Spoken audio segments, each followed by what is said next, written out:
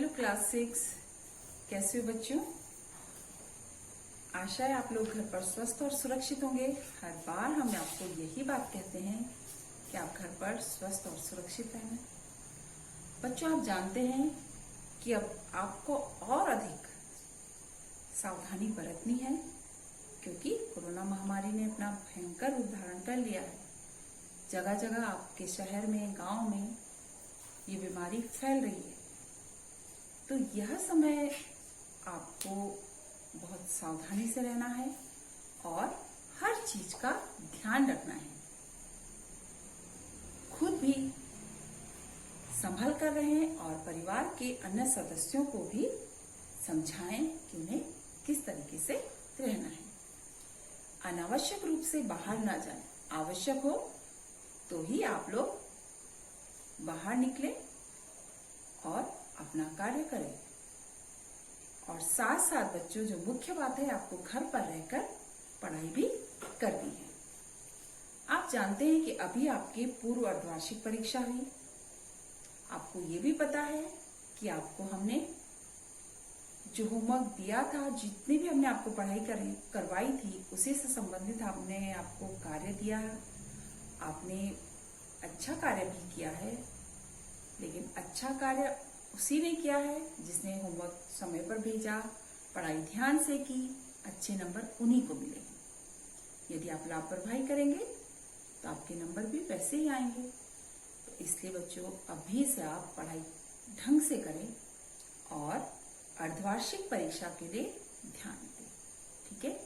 आज मैं आपको हिंदी व्याकरण का शब्द विचार पढ़ेंगे। ठीक है। तो आप सबसे पहले देखिए कि शब्द किसे कहते हैं। यानी वर्णों के योग से बने सार्थक वर्ण समूह को हम शब्द कहते हैं। वर्ण क्या है? जैसे क, म, ख, ग, जो भी ये हैं, क्या है? हमारे वर्ण हैं। जब हम इनको जोड़ेंगे, इनके योग से, यानी इनको जब हम जोड़ेंगे और उसका जो सार्थक अर्थ होगा, यानी जो उसका सार्थक वर्ण समूह बनेगा, उसे हम शब्द कहते हैं। मतलब वर्णों के योग से बने सार्थक वर्ण समूह, जो हमारा वर्ण समूह बनेगा, उसका सार्थक यानी अर्थ हो, उसे हम क्या कहेंगे? शब्द कहते हैं। वर्णों के योग से बने सार्थक वर्ण समूह को शब्द कहते हैं। ठीक है। शब्दों के जो भेद हैं, उसके जो कितने आधार पर होते हैं? 4 आधार पर। शब्दों के भेद के जो हैं, वो कितने आधार हैं? 4 आधार पर ही उनके शब्द भेद होते हैं। नंबर 1 स्रोत के आधार पर, नंबर 2 रचना के आधार पर, नंबर 3 अर्थ के आधार पर और नंबर 4 प्रयोग के आधार पर।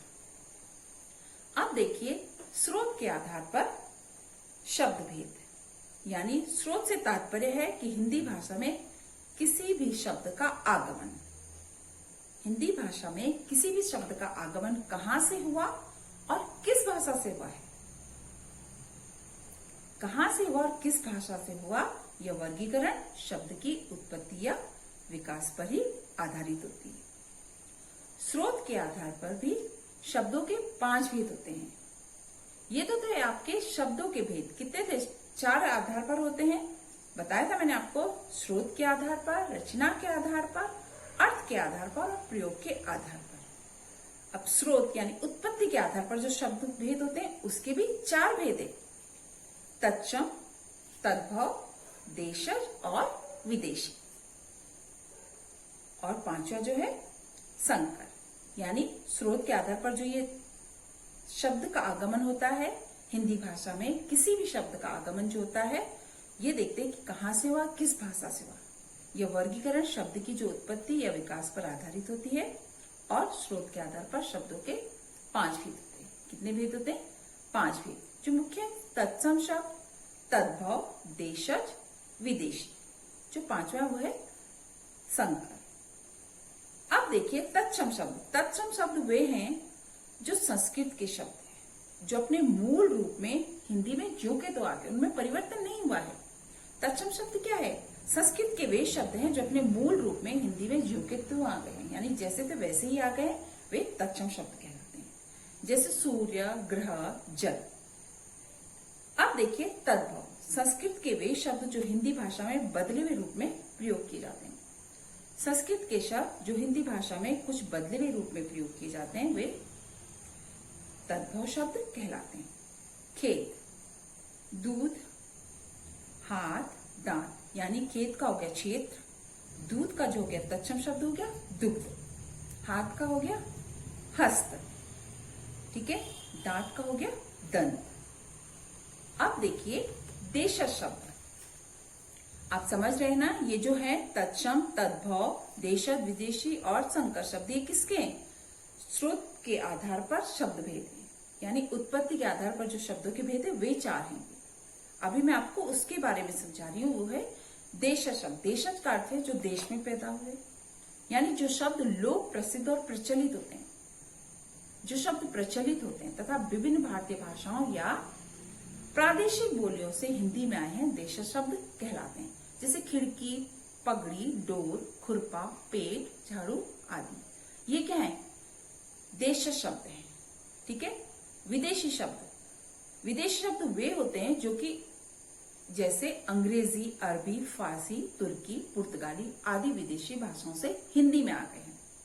ये पहले विदेशी शब्द थे और ये क्या हुए? जो विदेशी शब्द मतलब जो है अंग्रेजी, अरबी, फारसी, तुर्की, पुर्तगाली आदि भाषाओं से जो हिंदी में आ गए हैं वे विदेशी शब्द कहलाते हैं। जैसे डॉक्टर, तोप, बटन, चाय, कैंची आदि, ये शब्द क्या है? विदेशी। अब देखो अंग्रेजी से आए शब्द क्या है?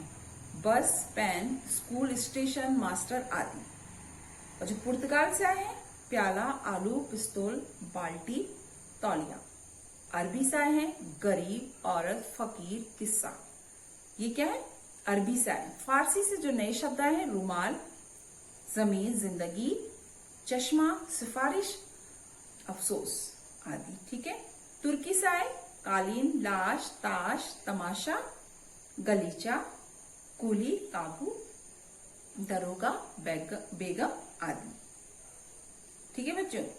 ये क्या है? हमारे विदेशी शब्द जिनका कि हिंदी भाषा में जो कि आ चुके हैं। अब देखिए संकर शब्द, दो भाषाओं के शब्दों के मेल से बने शब्द क्या कहलाते हैं? संकर शब्द कहलाते हैं। फूल, दान, टिकट, घर आदि। जैसे वर्षगांठ, अब देखो वर्ष ये संस्कृत का है और गांठ हिंदी का, तो क्या हो गया? ये संकर शब्द हो गया। रेल यात्री, रेल क्या है? अंग्रेजी शब्द है और यात्री क्या है? संस्कृत का, ठीक है। दो भाषाओं के शब्दों के जब दो भाषाओं का मेल, देखो वर्ष क्या है? संस्कृत का शब्द है और गांठ किसका? हिंदी का, तो वर्ष गांठ। समझ में आया बच्चों? किताब घर, किताब अरबी का शब्द है और घर हिंदी का। टिकट घर, टिकट अंग्रेजी का है और घर हिंदी का। फूलदान, फूल हिंदी का है और दान फारसी। तो ये क्या हो गए? संकर शब्द हो गए। ये तो थे आपके स्रोत के आधार पर शब्द भेद। अब दूसरा आधार क्या था हमारे शब्द भेद का? रचना के आधार पर शब्द भेद। रचना के आधार पर भी शब्द को दो वर्गों में बांटा गया है। रचना के आधार पर शब्दों को दो वर्गों में बांटा गया है। अब देखिए जो थे आपके मूल शब्द, व्युत्पन्न शब्द जो हैं, ये व्युत्पन्न शब्द के भी दो भेद हैं। शब्द हो गए, मूल शब्द हो गए या रूट शब्द हो गए, और व्युत्पन्न शब्द हो गए। यानी व्युत्पन्न शब्द के भी दो भेद हो गए, यौगिक और योग रूट। यानी इस प्रकार से रचना के आधार पर शब्द तीन प्रकार के हो गए। रचना के आधार पर शब्द कितने हो गए? तीन प्रकार के। पहले उनको कितने का?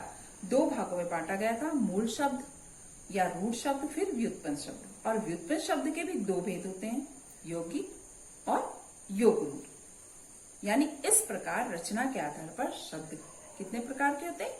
तीन प्रकार के, यौगिक शब्द, रूट शब्द और योग रूट शब्द। समझ में आया? इतना आप देखिए कि शब्द के जो है रचना के आधार पर जो हम कहते हैं शब्द 3 प्रकार के होते हैं, रूढ़, यौगिक और योग रूढ़। यानी रूढ़ शब्द वे हैं जिन शब्दों के टुकड़े करना और उनका कोई अर्थ नहीं निकलता, जो परंपरा से किसी विशेष अर्थ के लिए प्रयोग होते हैं। यानी हमने शब्दों के टुकड़े तो कर दिए लेकिन उनका अर्थ कुछ भी नहीं होता है, उन्हें हम रूढ़ शब्द कहते हैं। अब जैसे घोड़ा, टुकड़े कर दिए हमने, घो का अलग कर दिया, अड़ा अलग, तो उसका कोई अर्थ नहीं है, इन खंडों का कोई भी अर्थ नहीं है। इतना ध्यान देना आपको कि जब उसके खंड हो जाएंगे यानी उसके टुकड़े हो जाएंगे, उन शब्दों का कोई अर्थ नहीं होगा। यौगिक शब्द, जो शब्द 2 या 2 से अधिक शब्दों के मेल से बने हो, जिनके टुकड़े करने पर उन दोनों के अर्थ निकलते हो।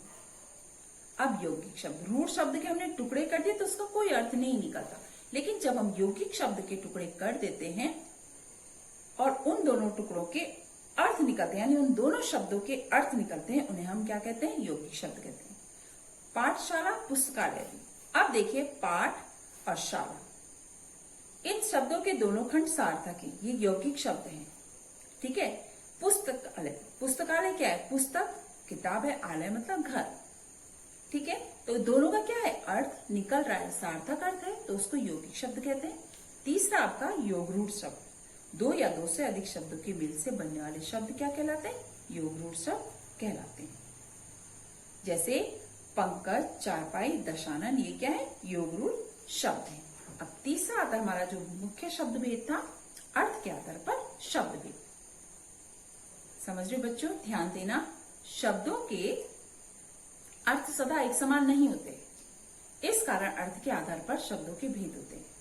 ये आपने क्लास 5 में ही पढ़ा था कि शब्दों के अर्थ सदा एक समान नहीं होते हैं, इस कारण अर्थ के आधार पर शब्दों के भेद होते हैं। उनका जो अर्थ होता है उसी के आधार पर शब्दों के भी भेद होते हैं। एकार्थी शब्द, अनेकार्थी शब्द, समानार्थी शब्द, विपरीतार्थी शब्द। एकार्थी यानी वे शब्द जिनका एक ही अर्थ होता है, एकार्थी जिनका एक अर्थ होता है वे एकार्थी शब्द कहलाते हैं। अनेकार्थी शब्द, जिन शब्दों के एक से अधिक अर्थ होते हैं, अनेकार्थी। समझ में आ रहा है ना? अनेकार्थी बोलने में पता चल रहा है कि अनेक अर्थ होते हैं, उसे हम अनेकार्थी शब्द कहते हैं। समानार्थी, जिनको हम पर्यायवाची शब्द कहते हैं, यानी जिन शब्दों का अर्थ लगभग समान होता है और जो एक ही वस्तु के व्यंजक होते हैं, उन्हें हम समानार्थी शब्द कहते हैं। जैसे चंद्रमा, अब चंद्रमा आपको पता है उसका पर्यायवाची है, चांद, शशि, इंदु, ये सब क्या है? चांद के ही रूप है ना, चांद के पर्यायवाची है, अर्थ इनका एक ही, ठीक है। तीसरी जो उसका भेद है, विपरीतार्थी यानी विलोम शब्द, वे शब्द जिनका एक दूसरे से उल्टा या विपरीत अर्थ होता है, उसको हम विलोम शब्द कहते हैं। प्रयोग के आधार पर शब्द भेद, किसके आधार पर? प्रयोग के आधार पर। उसके भी 2 भेद होते हैं, विकारी और अविकारी शब्द। आपने देखा कि अर्थ के आधार पर शब्द के जो थे 4 भेद थे, एकार्थी शब्द, अनेकार्थी शब्द, विपरीतार्थी शब्द और समानार्थी, ठीक है। अब जो हमारा चौथा है शब्द के भेद, जो मुख्य था, उसके आधार पर शब्द के कितने भेद होते हैं? 2 भेद होते हैं, विकारी और अविकारी शब्द। विकारी शब्द वे होते हैं जिनमें लिंग, वचन, कारक आदि कारण जिन शब्दों का रूप परिवर्तित हो जाता है। विकारी शब्द वे होते हैं जिसमें कि लिंग, वचन, कारक आदि के कारण जिन शब्दों का रूप परिवर्तन हो जाता है, वे विकारी शब्द कहलाते हैं, ठीक है। और अविकारी शब्द वे होते हैं जो सदा एक जैसे रहते हैं, उसमें परिवर्तित नहीं होता रूप, जैसे लिंग, वचन, कारक के कारण कभी कोई विकार या परिवर्तन नहीं आता है, वे अविकारी शब्द कहलाते हैं। अब इसके भी भेद हैं, आपको ये लग रहा होगा कि हर शब्द के अलग अलग भेद हैं, लेकिन बच्चों आपको पढ़ना तो है। ध्यान से देखिए कि अविकारी शब्द जो हुए ये संख्या में 4 है। क्रिया विशेषण, समुच्चय बोधक, संबंध बोधक, विस्मयादि बोधक। इसको आप आगे विस्तार से पढ़ेंगे, मैं आपको इसको विस्तार से समझाऊंगी। किसको? जो अविकारी शब्द में जिनकी संख्या 4 है, क्रिया विशेषण, समुच्चय बोधक, संबंध बोधक और विस्मयादि बोधक। समझे आप लोग? यानी जो शब्द है, जो वर्णों का सार्थक समूह होता है, तो शब्द कहलाते हैं और वाक्य में प्रयुक्त होने पर वो शब्द पद बन जाते हैं। जब हम उसमें उनको वाक्य में जो हम उनका प्रयोग करते हैं, प्रयुक्त करते हैं, उसमें वे शब्द क्या होते हैं, पद बन जाते हैं। अब देखिए मुख्य बात क्या थी, मैंने आपको बताया था ना बार बार कि शब्दों का वर्गीकरण करने के 4 आधार हैं। समझा है ना कि स्रोत के आधार पर, रचना के आधार पर, अर्थ के आधार पर और प्रयोग के आधार पर। ठीक है। अब स्रोत के भी कितने भेद हैं? 5 भेद हैं। तत्सम, तद्भव, देशज, विदेशी और संकर। कितने भेद हैं? 5 भेद हैं। ठीक उसी प्रकार रचना के आधार पर शब्द के कितने भेद हैं? 3 भेद, रूढ़, यौगिक और योग रूढ़। अब हमारा जो चौथा था अर्थ के आधार पर शब्द भेद, उसके भी कितने प्रकार बताए मैंने? 4 प्रकार। एकार्थी, अनेकार्थी, समानार्थी और विपरीतार्थी यानी विलोम शब्द। ठीक है। और प्रयोग के आधार पर जो था हमारा, उसके 2 भेद होते हैं, विकारी शब्द और अविकारी शब्द। कौन कौन से होते हैं? विकारी शब्द और अविकारी शब्द। ठीक है। विकारी शब्द मतलब आपने देखा कि विकारी शब्द में जो विकारी और अविकारी, विकारी शब्द में क्या है? लिंग, वचन, कारक आदि के कारण जिन शब्दों का रूप परिवर्तन हो जाता है, लिंग, वचन, कारक आदि के कारण जिन शब्दों का रूप परिवर्तित हो जाता है वे विकारी शब्द कहलाते हैं। और विकारी शब्द क्या हैं? संज्ञा, सर्वनाम, विशेषण, क्रिया। ये है हमारे विकारी शब्द हैं। संज्ञा, सर्वनाम, विशेषण, क्रिया क्या है? विकारी शब्द हैं। ठीक उसी प्रकार अविकारी शब्द ये हमेशा एक जैसे रहते हैं। अविकारी शब्द में कोई परिवर्तन नहीं होता, यानी जिनमें लिंग, वचन, कारक के कारण कभी भी कोई विकार यानी परिवर्तन, विकार का मतलब था परिवर्तन नहीं आता है, वे अविकारी शब्द कहलाते हैं। ये कौन से हैं? ये संख्या में 4 हैं। क्रिया विशेषण, समुच्चय बोधक, संबंध बोधक और विस्मयादि बोधक। ठीक है बच्चों, आप लोगों को आशा है कि पाठ समझ में आया होगा। ध्यान से आप भी इस पाठ को घर पर पढ़ेंगे, इसकी पुनरावृत्ति करेंगे और अच्छे से जो भी मैं इससे संबंधित आपको प्रश्न उत्तर दूंगी आप ध्यान से करेंगे। लापरवाही बिल्कुल भी नहीं, अपना भी ध्यान दीजिए और पढ़ाई का भी विशेष ध्यान देना है। ठीक है। अब आपको अगली वीडियो में अगला पाठ समझाया जाएगा। आप लोग ध्यान से इसका कार्य करेंगे। धन्यवाद।